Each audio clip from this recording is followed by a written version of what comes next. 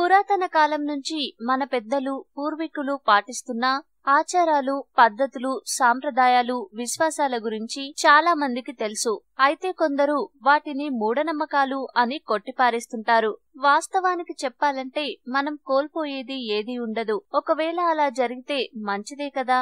దీంతో దాని గురించి ఇతరులకు చెప్తాము. అలాంటి నమ్మకాల్లో కొన్నింటి గురించి ఇప్పుడు మనం తెలుసుకుందాం. స్త్రీలు మంగళసూత్రంలో పిన్నిసులు ఉంచరాదు. ఎందుకంటే మంగళసూత్రం వేదమంత్రాల సహితంగా ప్రభావితం కాబడిన ఆయుపట్టు. మంగళసూత్రం స్త్రీ హృదయం వద్ద ఉంటుంది. ఇనుప వస్తువులు అంటే పిన్నీసులు ఇనుముకు చెందినవి. వీటికి దివ్యశక్తులను ఆకర్షించే గుణం కలిగి ఉంటుంది కనుక భర్తను శక్తిహీనుణ్ణి చేస్తాయి. దీంతో భర్తకు అనారోగ్యం కలుగుతుంది. ఒకరంటే ఒకరికి అనురాగం తగ్గుతుంది. కానీ ఇలాంటి అలవాటు ఉంటే మానుకోవాలి. స్త్రీలు మట్టి గాజులు ధరిస్తే చాలా మంచిది. కాబట్టి ఈ గాజులు ఐశ్వర్యాన్ని కలిగించడమే కాక వీటి శబ్దం శుభాలను, అనురాగాన్ని పెంచుతుంది. ఇంట్లో గుర్రపు బొమ్మలను ఉంచడం అంత క్షేమం కాదు.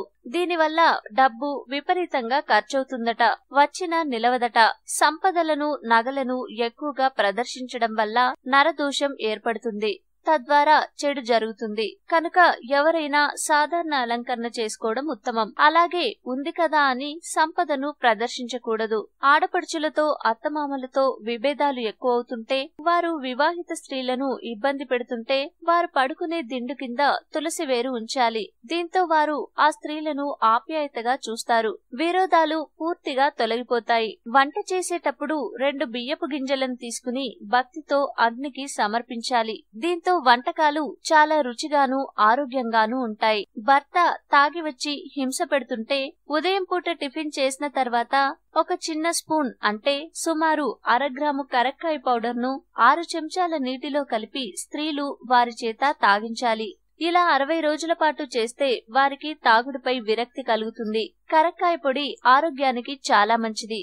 మొదట దీన్ని తాగను అంటూ మారం చేస్తారు. కొద్దిగా బ్రతిమాలి తాగించడం అలవాటు చేయాలి. ఈ ఔషధం తాగుడిని మాన్పిస్తుంది.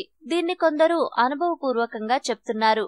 సుఖ సంతోషాలు కరువైన వారు పసుపు రంగు పూలు ధరించాలి. దీంతో వారి స్థితి మెరుగవుతుంది.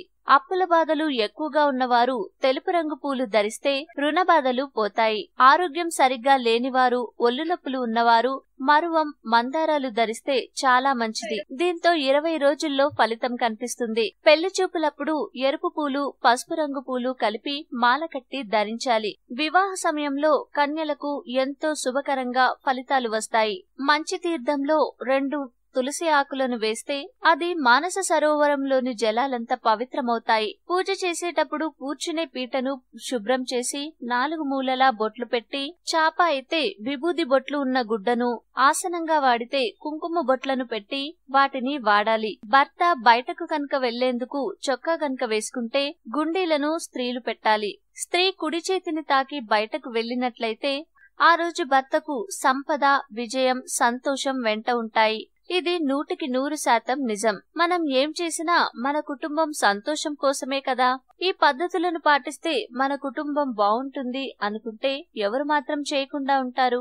మరి మీరు కూడా ఈ పద్ధతులను పాటించి సంతోషంగా ఉండండి. ఈ వీడియో మీకు నచ్చితే లైక్ చేయండి, అందరికీ షేర్ చేయండి, కానీ సబ్స్క్రైబ్ చేయడం మాత్రం మర్చిపోకండి.